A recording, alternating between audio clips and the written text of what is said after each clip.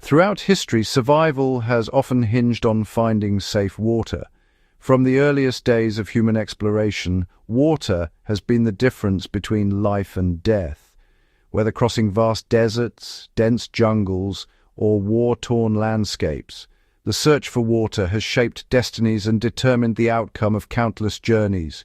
Explorers, soldiers, and ordinary people have faced the same desperate thirst, whether lost in deserts or stranded after disasters. The struggle for water is a thread that connects us all, regardless of time or place. In moments of crisis, thirst becomes a powerful equalizer, reminding us of our shared vulnerability. The human body can endure much, but without water, it quickly fails. Dehydration sets in faster than most realize, clouding judgment and draining strength. Even the strongest person is powerless against the relentless need for water. Even today, a wrong turn on a hike or a sudden emergency can leave anyone searching for water. Modern technology can fail, and nature's unpredictability can catch anyone off guard. In those moments, survival depends on quick thinking and resourcefulness. In these moments, the world becomes hostile, and water is the first priority. The landscape itself seems to conspire against you, turning every step into a test of endurance and willpower. Finding it is only the beginning. The real challenge is making it safe to drink. Water sources are often contaminated, and drinking untreated water can be as dangerous as going without. Imagine stumbling upon a muddy pool, knowing that drinking it as is could be deadly. The decision to drink or wait, to risk illness or endure thirst, is a dilemma faced by survivors throughout history. Survival isn't about brute strength, it's about knowledge and calm decision-making, the ability to stay composed, assess your options, and use what you know can mean the difference between hope and despair. The muddy puddle isn't just an obstacle, it's a resource if you know how to use it. With the right skills, even the dirtiest water can be transformed into a lifeline. Turning dirty water into something safe is a core survival skill. It's a process that requires patience, ingenuity, and a clear understanding of the risks involved. This journey from desperation to self-reliance is at the heart of Bushcraft.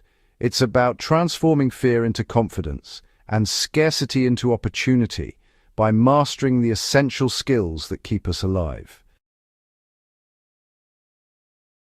Muddy water looks unappealing, but the real danger is invisible: bacteria, viruses, and protozoa that can cause severe illness. These pathogens can lead to vomiting and diarrhea, worsening dehydration and threatening survival. History is full of examples. Soldiers in past wars often died from contaminated water, not combat. Today, chemical pollutants like pesticides and heavy metals add new risks. Mud and silt also shield germs, making purification harder. Even clear-looking water can be hazardous. Always assume any found water is contaminated. The first step is to remove visible dirt, but that's just the start. Clearing the water exposes hidden threats, making purification possible. Never trust water by appearance alone. Every drop must be treated with caution. Before you can even think about purifying water, you first have to find it. A skill that can truly mean the difference between life and death in the wild. The search for water is often the first and most urgent challenge faced by survivors and explorers alike. Knowing where to look and what signs to follow can save precious time and energy. Start by scanning the landscape for green vegetation. Lush plants, especially willows or cottonwoods, are strong indicators that water is nearby, even if you can't see it right away. These trees thrive in moist soil, so their presence is a natural clue. Animal trails are another valuable sign. Many animals instinctively know where to find water, and their well-worn paths often lead downhill to a source. If you spot tracks in the mud or a path through the brush, follow it carefully. Birds can also guide you. In the early morning, flocks flying low or gathering in one area often signal a hidden water source. Watch their movements closely, as they may lead you to a spring or pond. The shape of the land itself offers important clues. Valleys, ravines, and low spots naturally collect water, especially after rainfall. These areas are prime locations to search, even if water isn't immediately visible. Don't overlook dry riverbeds. Even if they appear empty, digging in the dampest part of the bed can sometimes reveal hidden water just below the surface. Look for moist sand or mud as a sign. In the early morning, dew forms on grass and leaves. You can collect this precious moisture by tying a cloth around your ankles and walking through the vegetation at sunrise, then wringing out the cloth to gather the water. Rainwater is one of the safest sources you can find, especially if you catch it directly in a clean container before it touches the ground. Always be prepared to collect rain when the opportunity arises. Observing nature's signs is key. Plants, animals, and the lay of the land all guide you if you know how to read them. Each clue brings you closer to your goal. Patience and attention to detail are your best tools. Sometimes the smallest sign, a patch of damp earth or a cluster of insects, can reveal water where you least expect it. Sometimes the purest water comes from the simplest sources, a bubbling spring, a small puddle, or a trickling stream hidden among rocks. Every environment, from dense forests to open deserts, has its own unique clues.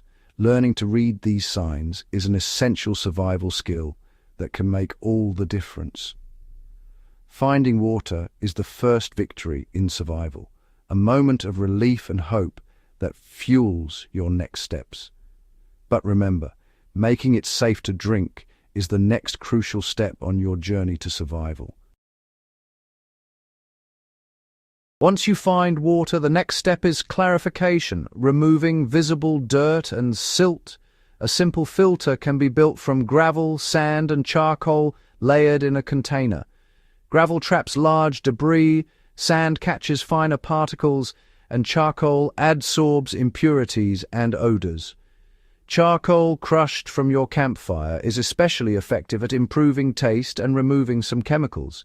Each layer plays a role, mimicking how the earth naturally filters water. Use cloth to hold the layers in place and prevent clogging. This bushcraft filter turns muddy water clear, but not yet safe. It's a vital first step before purification. With basic materials, you can transform dirty water into something much cleaner. Building a survival water filter is a practical skill that anyone can learn, and it could make all the difference in an emergency. With just a few simple materials and a bit of patience, you can turn dirty water into something much safer to drink. Start by cutting the bottom off a plastic bottle, or if you're in the wild, you can use a hollow log as your container. The goal is to create a vessel that can hold several layers of filtering material. Plug the neck of your container with a piece of cloth or a handful of grass. This acts as a barrier, keeping the filtering materials from falling out while still allowing water to pass through. Next, add your filtering layers. Start with coarse gravel at the bottom, followed by a layer of crushed charcoal, then fine sand, and finally another layer of gravel on top. Each layer plays a role in trapping different types of impurities. Make sure each layer is a couple of inches thick. The thicker the layers, the more effective your filter will be at removing debris and particles. Slowly pour muddy or cloudy water into the top of your filter.